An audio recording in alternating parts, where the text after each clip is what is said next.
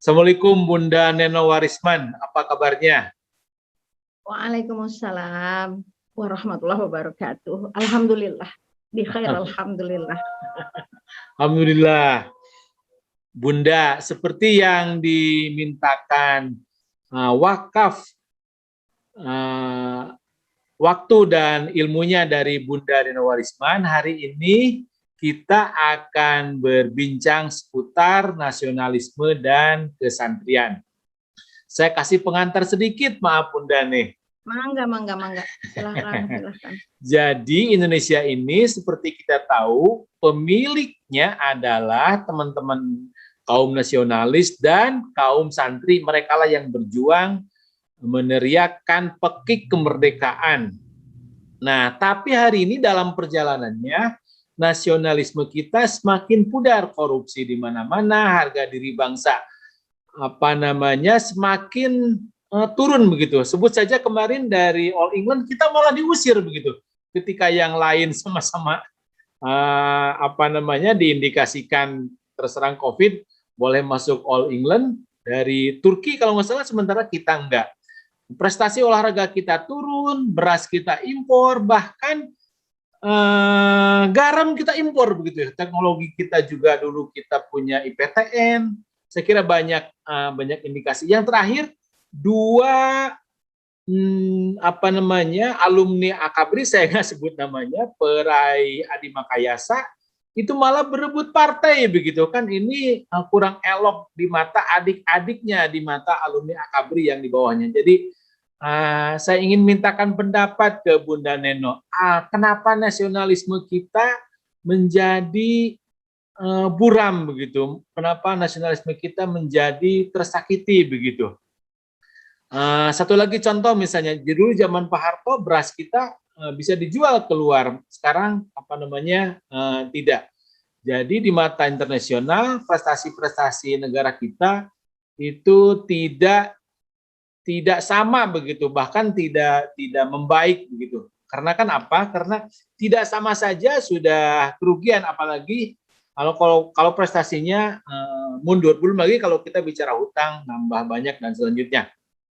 Nah, saya mintakan pandangan yang spesifik barangkali dari Bunda Neno, kenapa harga diri bangsa ini menjadi kurang bagus begitu barangkali Bunda, mangga. Ya nuhun pisan, Kang. Dan Sami-sami. yang ini nama channelnya apa? Punten? Iya, Anton Rahmat, Bunda Neno. Oh, channelnya namanya Anton Rahmat. Iya, nanti mau diganti jadi Indonesia yang hilang dalam tanda petik. Oh, kalau gitu saya usulkan sebelum mengganti dengan Indonesia yang hilang, Mangga. berarti jangan menggunakan kata negatif karena hilang di sini potentially negatif, memancing sesuatu imaji negasi, menegasikan ya. Walaupun lebih poetik ya, tapi saya kira memang kita membutuhkan narasi-narasi yang bukan bombastis tapi narasi-narasi yang baik. Jadi terima kasih Kang, saya bukan seorang negarawan pastinya ya, sehingga kalau komentar-komentar saya terdengar bodoh atau terdengar so simple gitu, karena memang saya berangkat dari seorang yang tidak tahu banyak ya tentang ilmu ketatanegaraan, tentang ilmu perpolitikan apalagi gitu. Saya cuma selalu menempatkan diri sebagai seorang warga negara ya yang dijamin ya semua hak-haknya di dalam konstitusi ya, dan digelarkan ya oleh Tuhan. Itu kan kita dikasih dua ya, jendela untuk membaca dunia itu ada pendengaran dan penglihatan. Nah itu sakti sekali ya. Jadi pemberian Tuhan untuk kita terus belajar, sehingga saya belajar sedikit demi sedikit ya dari apa yang tergelar gitu kan ya, dari empirik, secara empirik kita ngelihat, lalu diberikan sedikit sedikit atau banyak kalau kawan-kawan banyak ya melihat sikap-sikap mereka, keteladanan mereka, dan juga tentu saja belajar dari sejarah masa silam, baik sejarah Indonesia itu sendiri walaupun nggak komplit yang saya ketahui, tapi ada spirit-spirit nasionalisme yang bisa kita rangkai ya, dan juga secara internasional atau secara mondial ya, secara sejarah dunia kita sudah memenangkan sebuah perjalanan peradaban yang lumayan panjang ya, ketika fase di mana Madinah ya, dahulu kalau kita lihat sejarah Islam itu Madinah itu sudah memimpin gitu, dengan memimpinnya itu dengan tongkat keadilan ya, bukan dengan bukan, dan bahkan dia menjadi penerang saat Eropa masih gelap ya. Baghdad sudah bercahaya-cahaya gitu ya. Jadi kita dengan Islam kita yang dahulu kita melihat gitulah ya, saya kira karena kita selain seorang warga negara, kita juga adalah seorang muslim, seorang mukmin, dan itu dijamin juga oleh undang-undang gitu, maka seorang seperti saya ya tidak bisa menampilkan diri dan pikiran saya secara parsial, karena saya merupakan bagian dari sebuah perjalanan yang dirancang Tuhan gitu.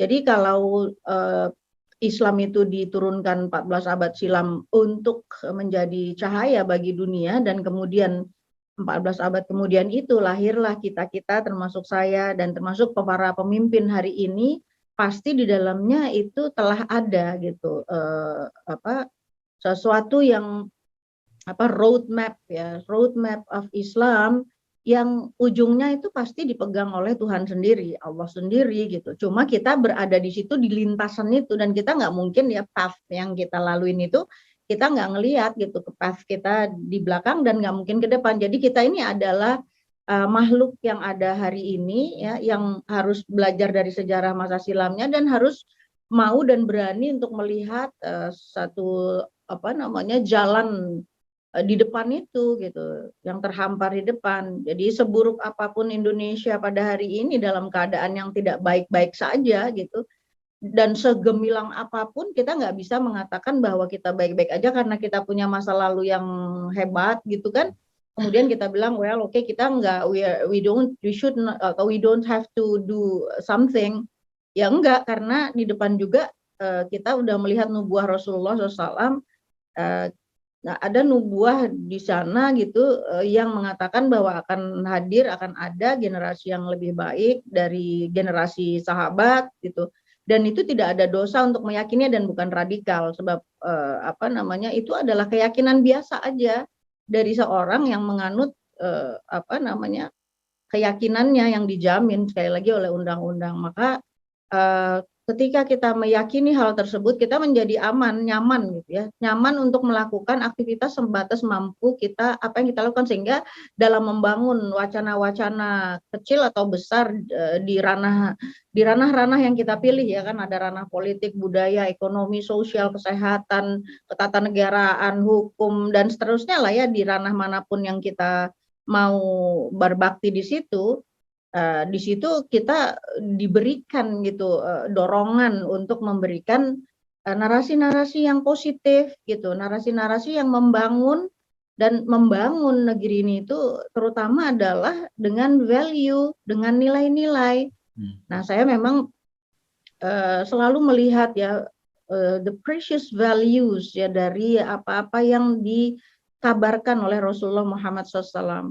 Kaum tadi abang kakak Mas Kang Anton ya mengatakan pemilik negeri ini adalah kaum santri dan kaum nasionalis, itu kan mungkin satu dikotomi yang menurut saya ya diperlukan lah dalam diskursus tertentu gitu ya, ketika kita membicarakan kaum santri dan kaum nasionalis. Tapi sesungguhnya we are one ya, we are one. Kita ini adalah sebuah bangsa yang betul-betul satu gitu ya, dan indah sekali semua yang diletakkan, dasar-dasar yang diletakkan oleh the founding mothers ya, para peletak dasar negara Indonesia itu sangat indah gitu, dengan kalimat yang kita sering kali dengar, tapi sayangnya konsepsi seperti itu tuh tidak tidak melibatkan afeksi ya, ketika mengajarkannya gitu ke Bhinneka Tunggal Ikaan, atau kadang-kadang ditunggangi justru gitu ya untuk memukul lawan dan seterusnya. Jadi Bhinneka Tunggal Ika itu kan keberagaman ya. Jadi dalam keberagaman itu udah diletakkan dasar itu. Jadi apapun ras ya, apapun kita nggak bilang ideologi yang terlarang ya, tapi apapun agamanya, apapun budayanya, latar belakangnya gitu ya, itu tetap kita adalah we are one, kita adalah bangsa Indonesia. Ini yang luar biasa ya, kalau kita ngelihat ke sejarah sebenarnya nggak boleh bisa dilupain. Ini adalah hal yang konkret gitu dalam sejarah, bahwa Indonesia itu dibangun oleh kerelaan. Jadi dia bukan sebuah ruang kosong gitu. Kerelaan para sultan dan sultan-sultan Islam terbesar di tanah air, di untayan ribuan pulau gitu ya, yang bernama Nusantara itu sudah berdiri dia. Indonesia tuh bukan berasal dari sebuah tanah kosong gitu. Enggak, Indonesia itu berdirinya dia itu adalah kerelaan dari para sultan, dari ujung sampai ujung, Aceh sampai ke ujung Sultanan Ternate gitu. Jadi di Samudra Pasai sampai Ternate itu semuanya sultan-sultan keislaman, ya, kerajaan-kerajaan Islam. Jadi kalau mau dibilang Islam, kalau Islam itu mau minta jasa ya sebetulnya pantas untuk minta jasa, tapi kan kerelaan ya setelah diberikan. Bahkan Raja Jogja, kemudian Raja Kesultanan Aceh, ya kemudian banyak kesultanan yang menyerahkan harta kerajaannya dan mau berada di bawah bendera merah putih. Itu kan dahsyat sebenarnya. Jadi bukan ruang hampa gitu. Indonesia enggak tanah kosong yang nggak ada isinya terus dinamain Indonesia gitu, enggak. Dia memang dari kesultanan-kesultanan gabungan ya, kerelaan dari gabungan seluruh kesultanan-kesultanan yang kaya raya, dan sudah berdiri, sudah eksis dan kaya gitu. Bunda, ada bahasa we are one dari Bunda Neno. Saya jadi ingat kalau Bunda Neno itu punya amanah sebagai salah satu redaktur dari Satu Indonesia ya, di News Network ya. Selamat Bunda. Ya, News Network, betul. Kembali ke tadi apa yang dikatakan Bunda, we are one. Kemudian ada kerelaan, ada bahasa kekayaan, ada bahasa sultan-sultan sepakat untuk mendirikan negara ini begitu bersama para saya sebutkan bersama para kaum nasionalis gitu ya. Ini tidak berarti dibedakan antara siapa nasionalis, siapa religius. Yang jelas Bhinneka Tunggal Ika itu sudah menjadi kesepakatan mereka. Tapi hari ini itu ternodai begitu ya. Ternodai oleh bahasa korupsi, ternodai oleh bahasa radikalisme, ternodai oleh bahasa pengkhianatan, kemunafikan begitu ya. Ini kan menggerus begitu kebinekaan, ini kan menggerus kesucian, ini kan menggerus kerelaan para sultan. Jadi kalau hari ini para sultan itu hidup, mereka bisa jadi menangis begitu melihat carut marutnya bangsa ini. Masih hidup. Ada keturunan-keturunan sultan yang masih hidup, di antaranya Kesultanan Pontianak itu. Sultan Pontianak, Sultan Aceh, keturunan-keturunan masih ada dan mereka menangis. Sedih, mereka sedih. Bayangkan ketika gambar burung Garuda saja itu kan Sultan Abdul Hamid ya, dari Pontianak, Kalimantan Barat. Dialah yang membuat jadi begitu gagahnya lambang Garuda Indonesia. Lambang negara ya. Lambang negara itu Habib. Itu adalah seorang Habib. Jangan salah. Habib yang menciptakan. Lanjut Bunda. Nah, jadi saya memang terima kasih untuk menyebut Satu Indonesia News Network. Itu adalah upaya kita untuk memberikan perimbangan informasi, karena memang sudah galib ya, informasi itu dipegang oleh di mana-mana juga ya, kaum Yahudi juga memegang informasi ya, jadi 90% lebih media itu juga dikuasai oleh Yahudi ya. Makanya ketika membuat satu Indonesia News Network itu niat semua di situ ada Kiai, ada Bu Husnul Mar'iyah ya, dokter PhD, kemudian Ihsanuddin Nursi, Dr. Refli Harun, kemudian Ustadz Syamsi Ali dari New York ya, juga Buya Tengku Zulkarnain, dan juga siapa lagi yang belum saya sebut ya tadi. Bu Neno sendiri, Bunda Neno Warisman sendiri. Saya sendiri, saya duduk ya sebagai awak di sana ya, awak redaksi ya. Kan kemarin sempat dibully waktu ikut turun ke pengadilan ya.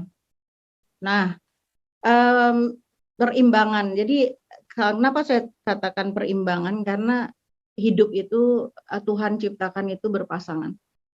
Itu adalah sunatullah. Jadi Indonesia ini, kata Indonesia ini dipasangkan oleh Tuhan ya dengan kondisi geografis yang cantik luar biasa. Jadi Indonesia itu pasangannya adalah kata cantik ya. Kalau ibarat dia perempuan, itu dia perempuan yang sangat cantik ya. Maka lahirlah itu Ibu Pertiwi gitu ya.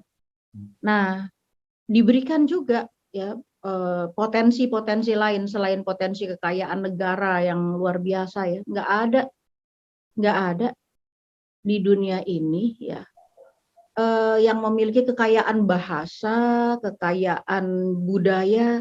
Jadi antara desa dengan desa aja gitu, itu udah lain bahasanya tuh.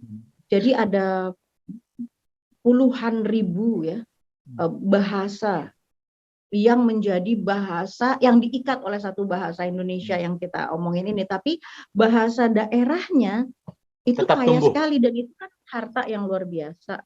Selain juga laut kita menghasilkan garam yang bisa dibagi ke seluruh dunia sebenarnya. Jadi kita sangat bodoh ketika memang kita nggak mampu mengoptimalkan kekayaan negara ini yang harusnya juga menjadi seluruh kekayaan air, laut, tanah, udara Indonesia itu diperuntukkan bagi sebesar-besar kemakmuran rakyat. Itu adalah undang-undang yang kita tadi disebut kita khianati sendiri ya, kita khianati. Nah, jadi Indonesia itu berpasangan berpasangan dengan kecantikan, kemolekan, kekayaannya yang luar biasa. Jadi hutannya paling kaya, terumbu karangnya paling kaya, ya, tanaman obatnya paling kaya. Kemudian tadi bahasanya kain-kain tenunannya paling kaya, banyak sekali tambangnya paling kaya, rempahnya paling kaya. Karena itu dulu kan di Nusantara kita menjadi negara yang memberikan ya jalur lalu lintas perdagangan rempah-rempah yang luar biasa. Jadi kita ini kaya raya gitu, sangat kaya raya. Nah, tentu gini, kalau kita orang kaya misalnya gitu ya, misalnya kan saya bukan orang kaya ya, jadi tapi kalau saya bilang bukan orang kaya bukan artinya tidak bersyukur, karena masih ada mobil, kendaraan, masih ada orang yang bantuin. Katanya hadis, katanya kalau kamu udah punya rumah, kemudian ada kendaraan dan punya orang yang membantu tuh namanya raja, udah bukan orang kaya lagi, raja gitu ya. Jadi kembali ya, kalau saya ini orang kaya dengan harta yang banyak, kira-kira pasangan saya ya, jadi musuh saya gitu, pasangan musuh ya dalam hal ini siapa? Pasti kan orang-orang yang menginginkan kekayaan dia itu nggak mungkin, karena kita dibekali oleh sesuatu yang sama gitu, itu natural gitu ya. Jadi kalau kita melihat ini kan normal aja gitu. Kita melihat rumah orang kursinya bagus, kita terus bisa aja kita bilang, wah saya di mana ya beli kursi itu, pengen juga ya, nabung gitu kan. Kita selalu kepengen gitu, kita dibekali oleh rasa ingin. Nah itu dia, ada kerasaan ingin. Kalau kita sebagai orang yang kaya raya, pasti ada yang menginginkan kekayaan itu.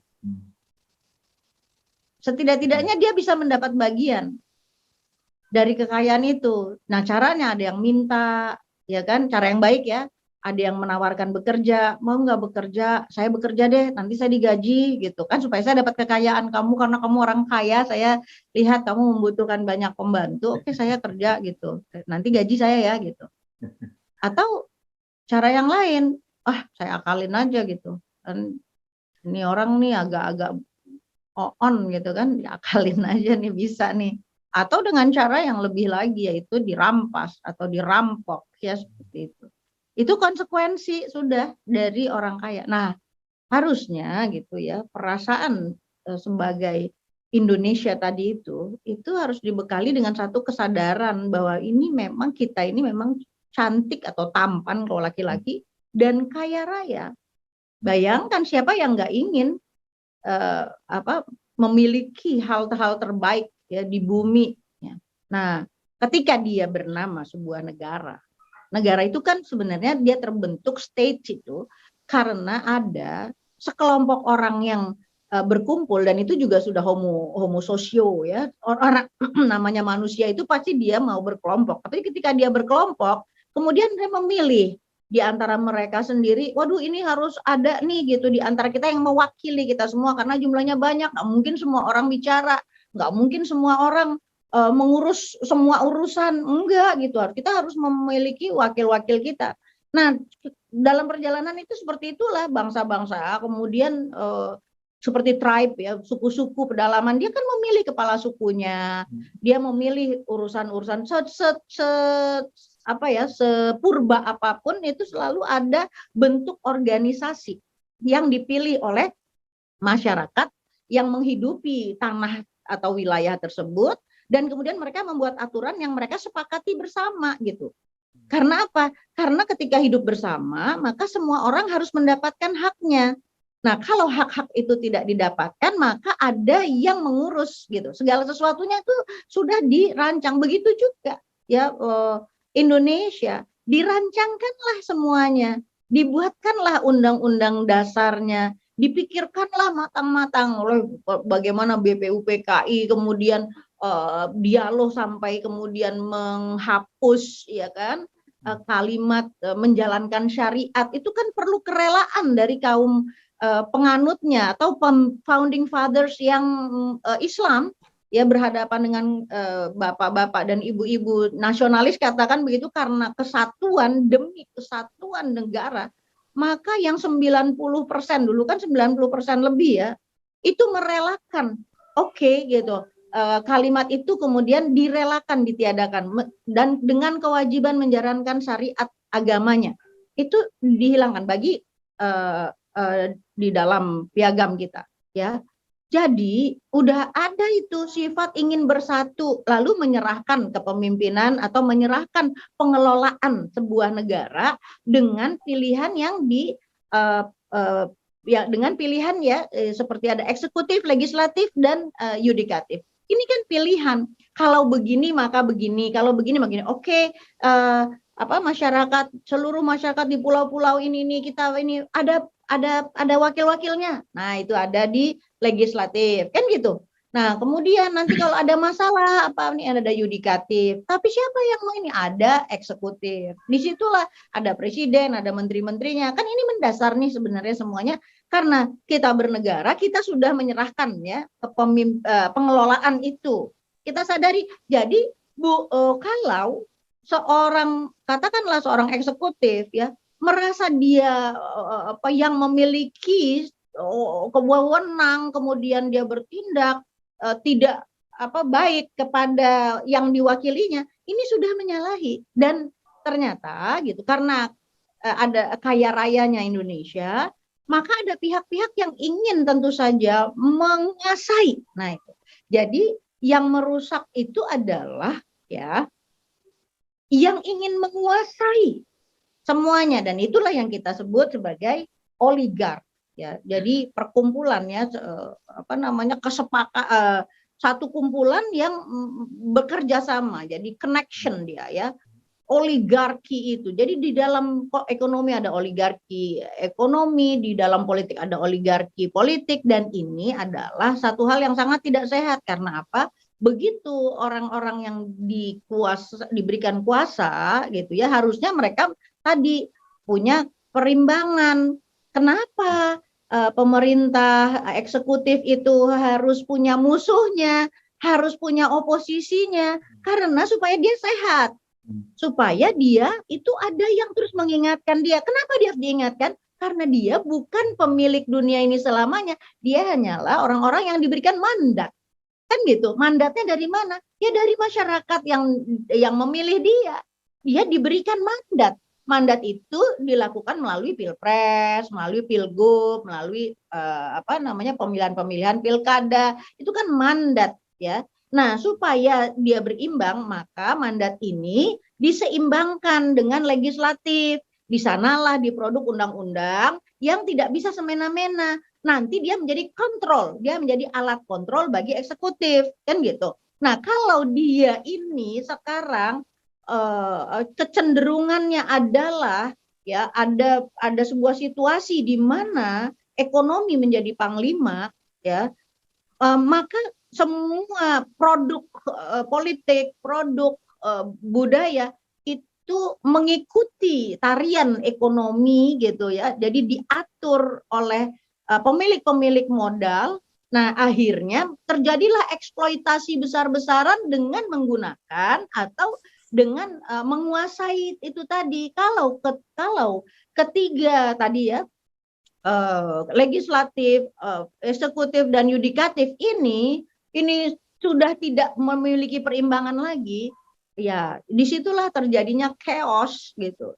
Dan kita melihat bahwa sekarang misalnya proporsi legislatif misalnya kan cuma satu partai saja yang menempatkan dirinya masih sebagai alat kontrol dari pemerintah. Ya, yang lainnya sudah pro kepada koalisi, kita sebutkan gitu kalau di dalam nah itu kan sebetulnya kurang sehat atau tidak sehat sama sekali gitu ya. Kalau kita baca-baca lihat apakah misalnya ada kemungkinan untuk undang-undang dirubah.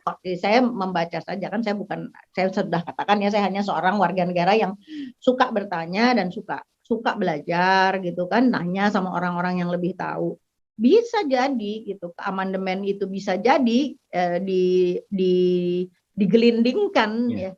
Nah, itu yang nggak boleh sekarang adalah tidak pernah nih, satu terakhir, tidak ditanyakan kemauan rakyat. Sekarang rakyat mengatakan jangan, kami ini lagi panen. Jangan impor, Pak. Jadi dengarkan. Padahal tadi kan sebenarnya siapakah itu ya, pemerintah, eksekutif, yudikatif, legislatif, siapakah mereka? Mereka hanyalah yang diberi orang-orang, yang pihak-pihak, organisasi yang diberi mandat oleh rakyat. Karena itu disebut pemegang kedaulatan rakyat. Ya, pemilik bangsa negeri ini bukan kaum santri atau kaum nasionalis, tapi adalah rakyat semesta. Gitu. Rakyat adalah pemilik kedaulatan yang sejati gitu. Maka rakyat harusnya dia powerful, dialah sebenarnya penentu, tapi dia karena nggak bisa semuanya duduk, diwakilin lah. Nah, makanya harus ada tanggung jawab. Itu sebabnya harus ada tanggung jawab dari anggota DPR ketika ada sesuatu yang tidak beres terjadi pada rakyat. Misalnya terjadi penegakan hukum yang disparitas, terjadi pembedaan, hukumnya sama, kasusnya pada ranah yang sama, tapi perlakuan hukum berbeda. Itu kan terjadi pembedaan perlakuan hukum loh. Kenapa yang kerumunan di sana itu nggak apa-apa? Ya, kok di kerumunan di sini kok dimasalahin? Berarti terjadi sesuatu. Ketidakadilan hukum. Iya, keadilan hukum. Nggak boleh ada pembedaan, disparitas nggak boleh. Ya, nggak boleh pandang bulu. Ya, harusnya anggota-anggota DPR itu bergerak. Loh, kok pengadilan kalau kejadian itu kita lihat misalnya kecil aja.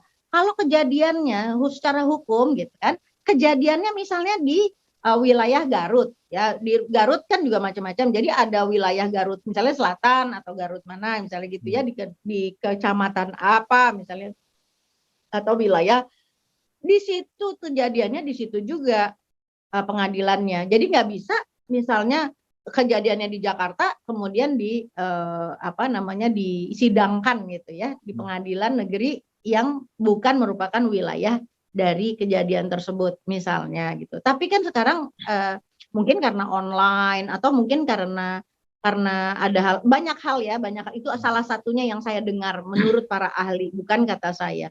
Jadi kalau saya memiliki kekurangan pemahaman karena saya bukan orang hukum, tapi kita boleh belajar dan kita melihat ada perbedaan-perbedaan. Maksud saya sebagai seorang warga negara biasa aja, nggak menjabat apa-apa, bukan wakil rakyat, kita juga punya suara.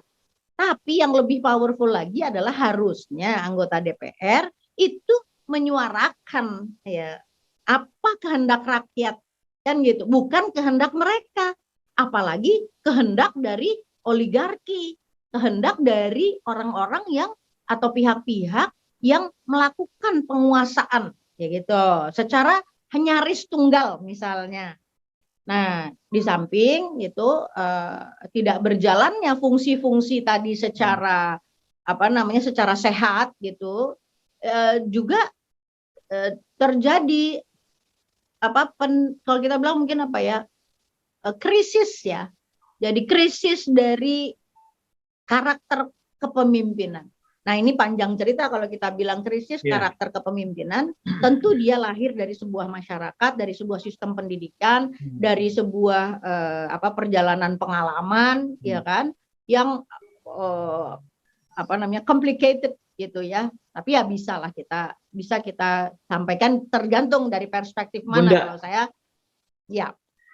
Tentu kita, Bunda Nenowarisman khususnya menginginkan karakter pemimpin kita itu pemimpin yang kaya begitu. Yang dimaksudkan tentu yang kaya itu mentalnya begitu, bukan pemimpin yang bermental miskin. Pemimpin yang bermental memberi, bukan pemimpin yang mental pinjam. Pemimpin yang ngasih pinjaman, bukan pemimpin yang minta dipinjamin, kan begitu. Nah, tadi di awal-awal Bunda Nenowarisman mengingatkan bangsa ini bangsa yang secara mental juga kaya, budayanya juga kaya, secara fisiknya juga kaya. Ini yang barangkali hilang dari banyak tempat di Indonesia. Bagaimana menghidupkannya lagi, bagaimana mengingatkan itu, barangkali ini tugas para dai termasuk redaktur kita, termasuk Bunda Nenowarisman kita. Nah, kita ingin terus mengingatkan bahwa bangsa ini adalah bangsa yang kaya, bukan bangsa yang gampang disuruh-suruh untuk misalnya untuk ngebom dengan seenaknya, bawa senjata ala kadarnya, gitu. Bukan masalah senjata ala kadarnya atau bukan, tapi tiba-tiba ada satu anak Indonesia yang itu maaf perempuan lagi bermental ya tidak elok begitu, bawa senjata sederhana begitu, nembak sana sini, tidak, ya menurut saya tidak bukan cuma tidak elok begitu, kurang ajar begitu ya. Ya pendidikannya barangkali lemah dan selanjutnya. Nah, saya kira Bunda Nenowarisman punya pengalaman panjang begitu untuk bagaimana melahirkan mental kaya itu kembali tumbuh gitu. Bukan mental murahan barangkali yang dimaksud oleh Bunda Nenowarisman tadi. Silakan Bunda. Ya, kalau kita bicara, kita lihat lagi ya, penghasilan dunia itu ada yang unggul ya dalam penghasilan dunia itu, antara lain misalnya oil gas ya, penghasilan minyak ya itu menempati urutan tinggi ya. Kalau satu negara dia punya sumber-sumber minyak seperti Saudi ya, dulu Indonesia juga ya, dan sekarang sebetulnya juga ya ditemukan sumber-sumber minyak ya, dia punya kekayaan gitu. Selain itu kemudian rekayasa manusia ya, ini penghasilan itu tinggi juga bagi farmasi ya. Karena itu hati-hati terhadap kesehatan, lebih baik makan rebus-rebusan ya seperti singkong ya, ubi, talas. Orang Sunda suka itu. Ya, semua yang natural itu jauh lebih baik daripada yang instan. Jadi jangan merasa keren dengan makan di restoran siap saji, sebab semua yang sudah mengalami proses, makanan yang sudah mengalami proses itu bahaya kalau dia mengandung penyedap, pengawet, pewarna, pemutih, ya perasa, itu udah 5P itu sebetulnya udah masuk ke tubuh kita dan itu menjadi racun dan kita seringkali nggak ngeh. Dan juga tadi ya, jadi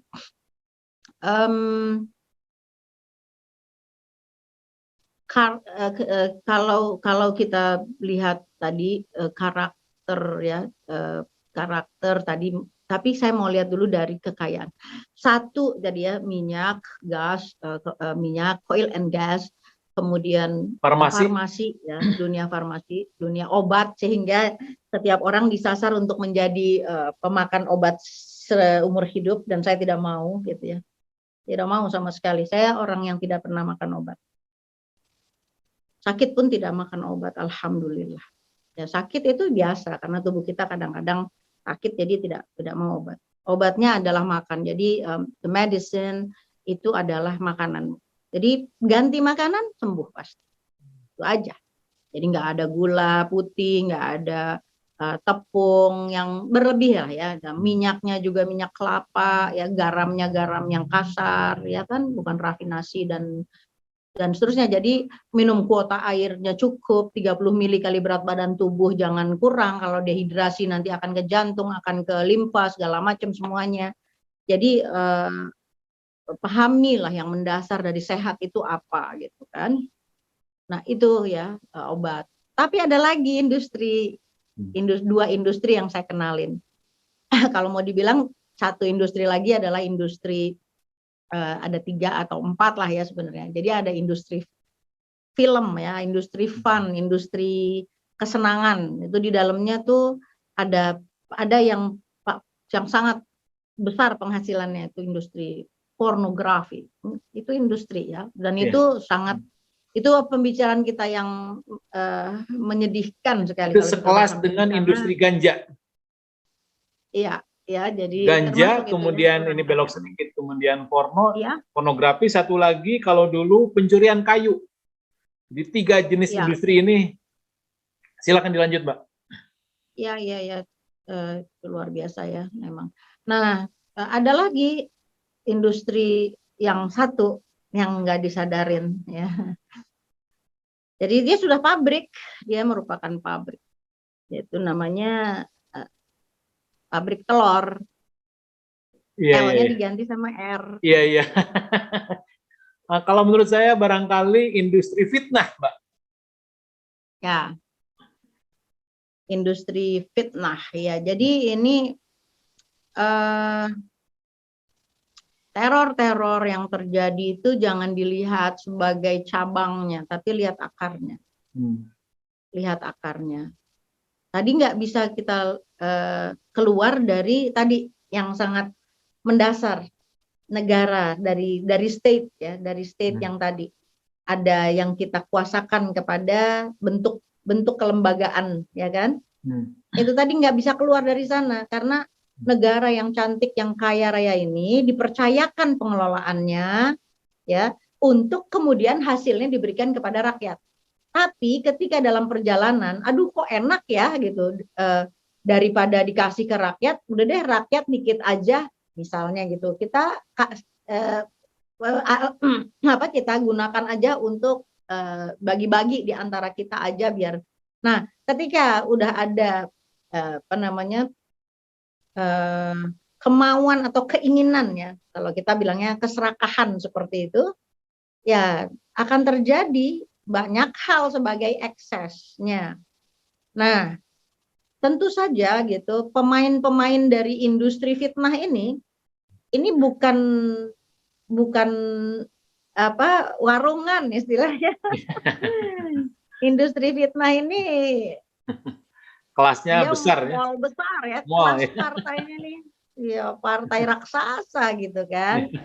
Nah, jadi kalau kita melihat sebuah peristiwa demi peristiwa yang berkait dengan industri fitnah tadi gitu, kita harus pakai kacamata yang lengkap gitu. Ada satu lagi barangkali bahasanya Mbak Bunda, industri adu domba barangkali bahasanya.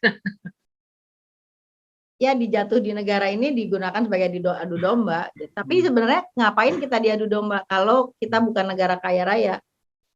Jadi yang diinginkan itu adalah apa yang dimiliki oleh kita, gitu. Karena katanya gitu, nggak usah keluarin dari agama, ajarin aja tata cara hidupnya yang suruh ninggalin kebiasaan-kebiasaannya, nggak usah rubah agamanya biarin aja, tapi cara berpikirnya udah beda, udah ngikutin cara berpikir lain, ideologi lain, kemudian berpakaiannya udah berpakaian dengan cara yang lain, gitu-gitu kan itu ada di dalam ajaran agama kita. Hati-hati gitu, kita nggak diminta ganti agama, enggak gitu, tapi kita disuruh hidup dengan cara the way of life yang bukan way of life of Islam gitu. Tapi begitu kita pakai way of life of Islam, kemudian kita dituduh radikal gitu, disorot, selalu jadi pihak yang tersalah. Itu kan yang ngomong Erdogan, bukan saya tuh.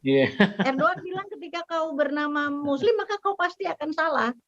Gitu. Tapi kalau teror itu misalnya satu teror dilakukan oleh yang lain itu nggak menjadi berita dunia. Tapi kalau itu Islam gitu maka itu jadi berita dunia. Lalu Erdogan mengatakan, nanti tayangin aja pidatonya Erdogan, Presiden Turki.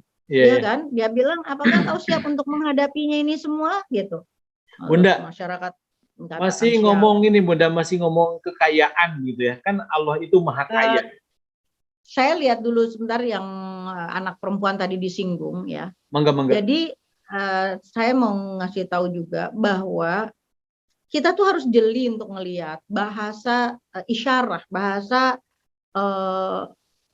pertanda gitu loh ya. Jadi nggak bisa kita melihat itu sebagai satu, oh kita judge itu adalah karena kita juga harus dengar kata para pengamat, para ahli, kita belajar, kita melihat alasan-alasan logis yang ada di sana. Kan di media-media disebutin kan, kok bisa masuk, sementara itu kan penjagaannya kok bisa masuk, penjagaannya sangat kuat. Kemudian ada lagi nih berita yang kita harus juga mau lihat ya, seperti contohnya berita yang terbaru ini ya. Silakan. Ayah Zakia ini nama anak perempuan itu. Tak mungkin dia seperti itu, pasti ada yang menuntun. Ini dari suara.com nih. Iya. Ya. Saya suka baca berita, jadi saya tadi pagi juga baca itu. Memperhatikan ya, keluarga masih tidak percaya jika Zakia ini melakukan aksi penyerangan di Mabes Polri petang kemarin. Ya, bahkan menduga ada oknum yang menuntun putrinya melakukan penyerangan hingga berujung tewas. Dan kemudian beredar sekarang itu dia sedang seperti anak milenial yang menyanyi, nggak ada main TikTok. Iya, dia menyanyi lagu yang dinyanyikan oleh hampir semua anak perempuan sebaya seperti. Jadi dia apakah gitu kan, kita boleh bertanya apakah benar gitu dia melakukan itu dengan ininya sendiri. Kemudian ada Pak Ahmad Hosinuddin atau siapa gitu, pengamat sastrawan yang mengatakan, oh kok tulisannya antara tulis warisan ya, wasiat itu kok antara yang satu dengan yang lain kok mirip seperti ditulis oleh pihak yang sama, misalnya. Yang di Makassar ya sama yang Jakarta mirip-mirip. Iya, itu kan ada juga. Terus kita juga harus melihat juga satu rangkaian gitu, satu rangkaian. Saya ini kan bukan aktivis sejati ya, tapi saya suka mencatat dari zaman pemerintahan Orde Baru dulu tuh, Orde Baru gitu. Orang mengatakan, oh ini lagu yang sama katanya gitu ya. Tapi saya mengingat dalam sejarah itu kalau ada sesuatu terjadi gitu, terus ada muncul nih gitu, tadi Fabrikan tadi ya. Kemudian nanti kalau ada berita lagi yang misalnya punya magma perhatian yang luar biasa masyarakat, kemudian muncul nih gitu. Jadi seperti ada sesuatu yang kita mungkin secara orang awam ya nggak tahu, tapi mungkin orang-orang yang paham ya bagaimana membaca satu politik ya, kondisi politik itu mungkin hafal, mereka lebih tahu. Kalau kita cuma ngelihat simptom-simptom aja gitu. Nah, jadi kita harus bijaksana gitu untuk melihat peristiwa-peristiwa dalam hidup, dan tetap kita melihat Indonesia itu tadi.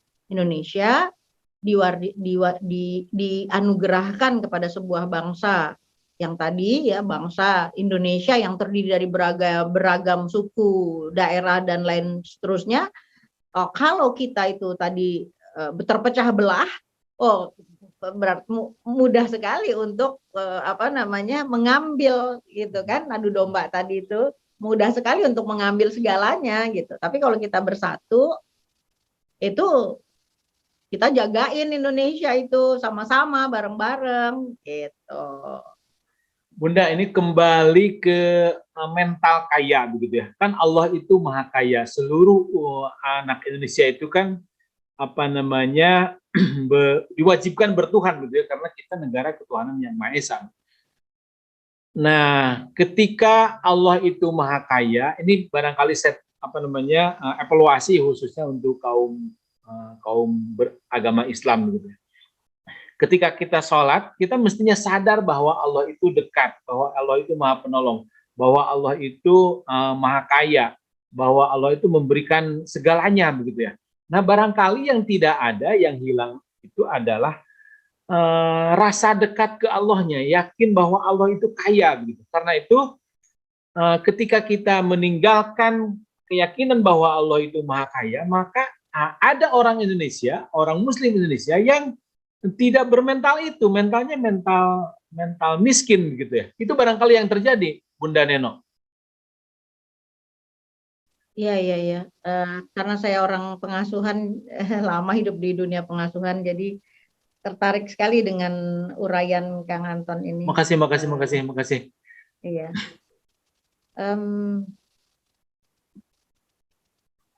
Mental itu adalah bagian dari karakter ya. Jadi mental itu memang harus dibangun secara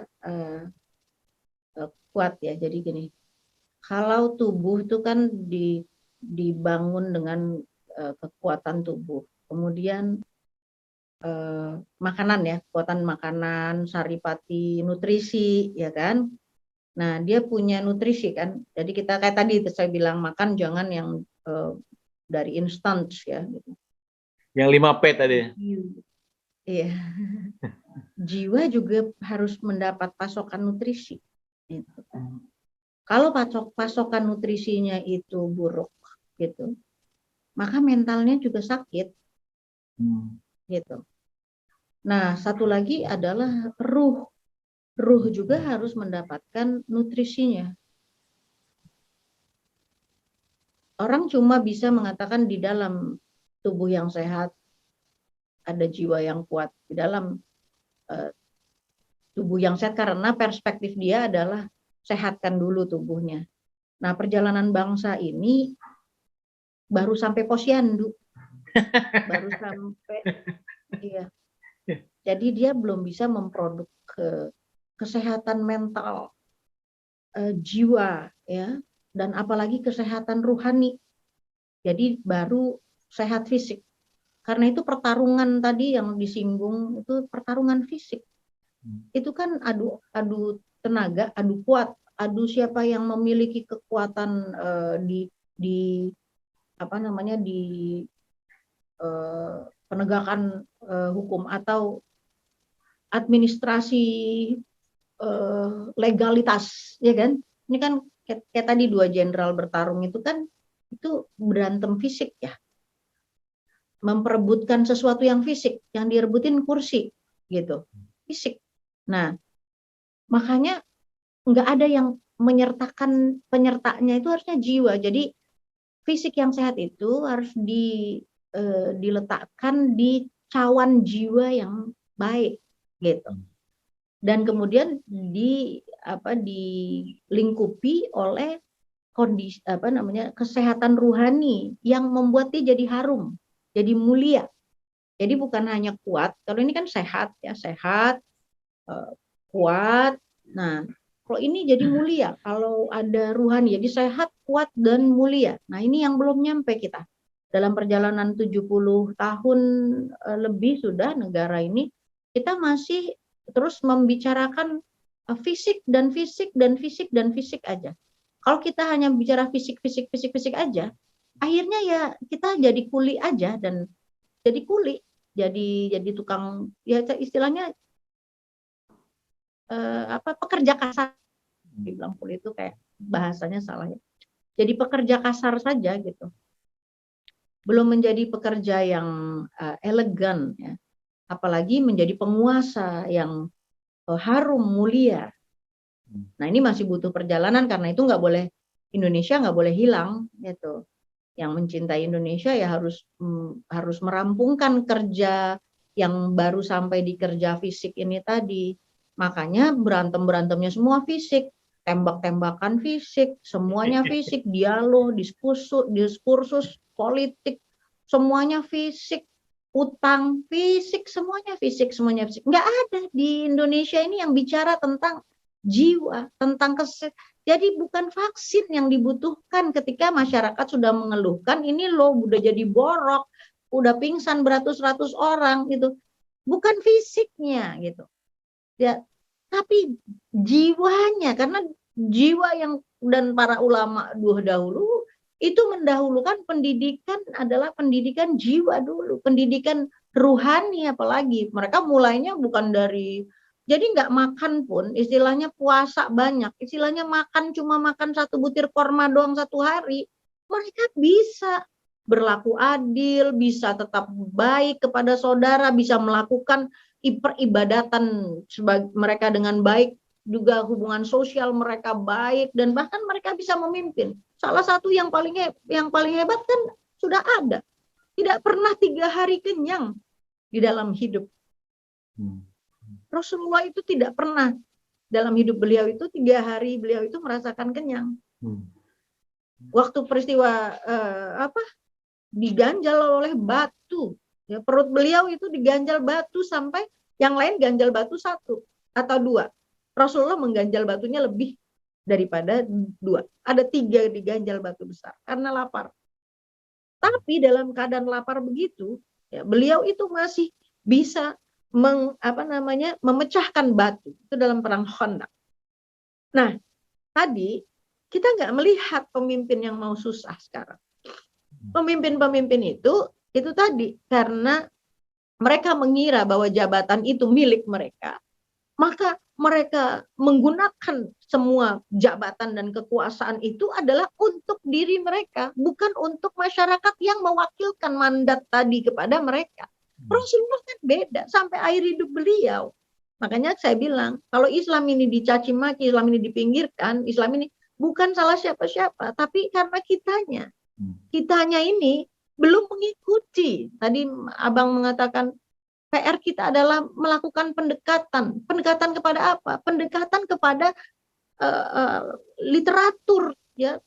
Bukan hanya tekstual, tapi kontekstualitasnya. Kalau tekstual banyak yang bisa membaca Al-Quran, ya, banyak yang mampu membaca hadis, tapi literatur itu harus diaplikasikan. Aplikasi itulah yang disebut dengan akhlak. Aplikasi itu dari tekstualnya, ya, Al-Quran, hadis, itu harus dibumikan, harus diejawantahkan, harus dielaborasi, konteksnya itu harus dibawa kepada kehidupan nyata. Itulah yang disebut akhlak. Nah, kita kemudian sama seperti Indonesia yang masih baru sampai tataran menyehatkan fisiknya saja. Umat Islam yang menghuni sebagian besar dari wilayah Indonesia ini masih bertumpu pada tekstual, kekuatan tekstual, bukan kekuatan kontekstual. Nah, kekuatan kontekstual itulah yang disebut akhlak, gitu. Maka kita percaya Rasulullah adalah nabi kita, ya. Tapi kita nggak percaya, gitu, kepada apa-apa yang beliau sudah contohkan, lakukan. Jadi gini, kalau sholawat, Allahumma sholli ala Muhammad, Allahumma sholli alaihi wasallam, bagus kita. Kita bisa sholawat. Tapi kita tuh nggak meneliti lagi bahwa sholawat itu selain pujian kepada namanya Mahmudan yang meninggikan namanya, sholawat itu juga berarti meninggikan apa? Meninggikan syariatnya. Meninggikan, memuliakan syariatnya. Nah, syariatnya itu adalah Islam. Kalau engkau Islam, maka muliakan syariatmu. Ya, memuliakannya dengan cara gimana? Bukan di begitu-begitu, bukan. Ya, artinya bukan hanya memuliakan syariat, bukan hanya dengan menjalankan sholat saja, tapi sholat itu adalah ritual badaniah yang melibatkan ruhani. Karena itu sholat dibilang ada tingkatannya, ada sholat yang dibuang, dilempar oleh Tuhan, di apa sih namanya, dicampakkan, ya. Ada sholat yang Awailul lil dicampakkan, musallin. ada sholat yang sudah berguna, ada sholat yang merubah. Nah, harusnya kita menggunakan kesempatan kita selama hidup di dunia ini untuk melakukan sholat yang merubah. Sholat yang merubah itu adalah sholat yang membuat, yang telah kita pahami sholat itu seperti apa, lalu berbuah.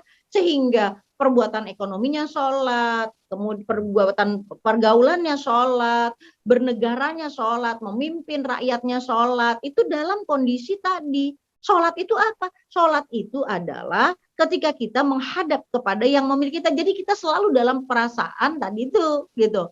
Ketika kita memiliki amanat, ya, bahwa bansos misalnya, bantuan sosial di tangan kita misalnya.